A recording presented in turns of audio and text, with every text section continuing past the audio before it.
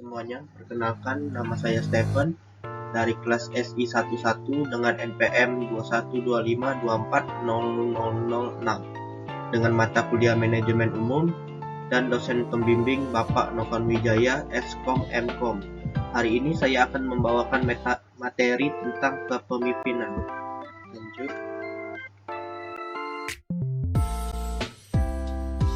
Kepemimpinan dapat diartikan sebagai proses pengarahan dan pemberian pengaruh pada kegiatan-kegiatan dari sekelompok anggota yang saling berhubungan dengan tugasnya. Dapat pula diartikan sebagai kemampuan mempengaruhi orang yang mengarah kepada pencapaian tujuan organisasi. Aplikasi pengertian kepemimpinan. Kepemimpinan menyangkut orang lain bawahan ataupun pengikut. Kepemimpinan menyangkut pembagian kekuasaan yang tidak seimbang di antara pemimpin dan anggota kelompok. Selain memberikan pengarahan, pemimpin dapat mempergunakan pengaruh. Selanjutnya ada fungsi kepemimpinan. Fungsi kepemimpinan ialah aktivitas yang dipertahankan kelompok dan berkaitan dengan tugas yang harus dilaksanakan oleh pemimpin atau seseorang lain agar kelompok dapat berfungsi secara efektif.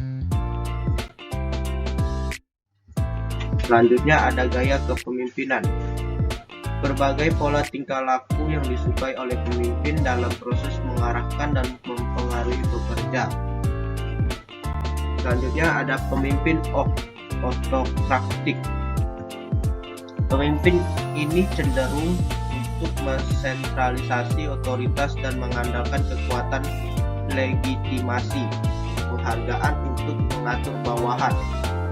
Selanjutnya ada pemimpin demokratik. Pemimpin ini adalah pemimpin yang mendelegasikan otoritas kepada orang lain, mendorong partisipasi dan mengandalkan kekuatan keahlian dan juga referensi untuk mengatur bawahan. Selanjutnya ada pendekatan studi kepemimpinan. Yang pertama sifat-sifat, kemudian perilaku, kemudian konstitusional atau kontingensi. Selanjutnya ada pendekatan sifat kepemimpinan. Menurut Edwin Giseli, ada 6 sifat kepemimpinan yang efektif. Yang pertama, kemampuannya dalam kedudukannya sebagai pengawas. Yang kedua, kebutuhan akan prestasi dalam pekerjaan. Ketiga, kecerdasan.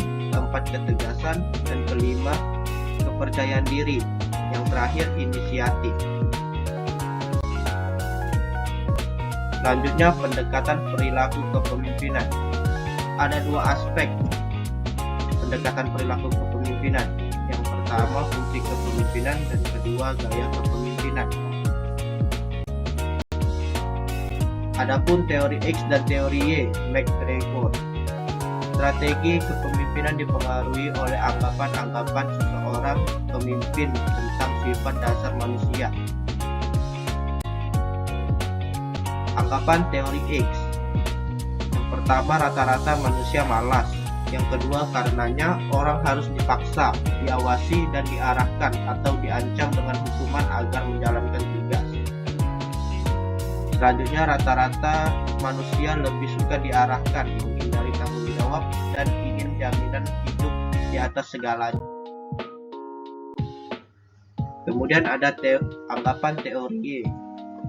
Yang pertama, penggunaan usaha fisik dan mental dalam bekerja adalah kodrat manusia. Yang kedua, orang akan melakukan pengendalian diri untuk mencapai tujuan yang disetujui. Yang ketiga, keterikatan pada tujuan merupakan fungsi dari penghargaan yang berkaitan dengan prestasi mereka. Selanjutnya, rata-rata manusia dalam kondisi yang layak. Dan selanjutnya ada kemampuan untuk berimajinasi, cerdik, dan kreatif dalam menyelesaikan masalah. Kemudian potensi intelektual rata-rata manusia hanya digunakan sebagian saja dalam kondisi kehidupan modern. Kemudian adanya pendekatan situasional atau kontingensi, menggambarkan bahwa gaya yang digunakan adalah bergantung pada faktor-faktor seperti situasi, karyawan, tugas organisasi, variabel lingkungan lainnya.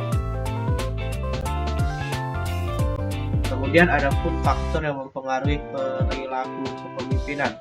Yang pertama, kemampuan, kualitas pemimpin, dilanjutkan dengan situasi, dan dilanjutkan dengan kemampuan dan kualitas bawahan. Faktor yang mempengaruhi kepemimpinan. Menurut Komang Ardana dan Niwayan Pujiati dalam buku Perilaku Organisasi mengatakan ada beberapa faktor tertentu yang dapat mempengaruhi proses kepemimpinan dalam suatu organisasi. Faktor tersebut antara lain adalah yang pertama, karakteristik pribadi pemimpin. Yang sangat menonjol adalah inteligensi. Umumnya pemimpin akan mempunyai taraf inteligensi yang lebih tinggi daripada yang dipimpin. Selain itu ada karakteristik lain seperti kecerdasan dan memotivasi. Yang kedua, kelompok yang dipimpin.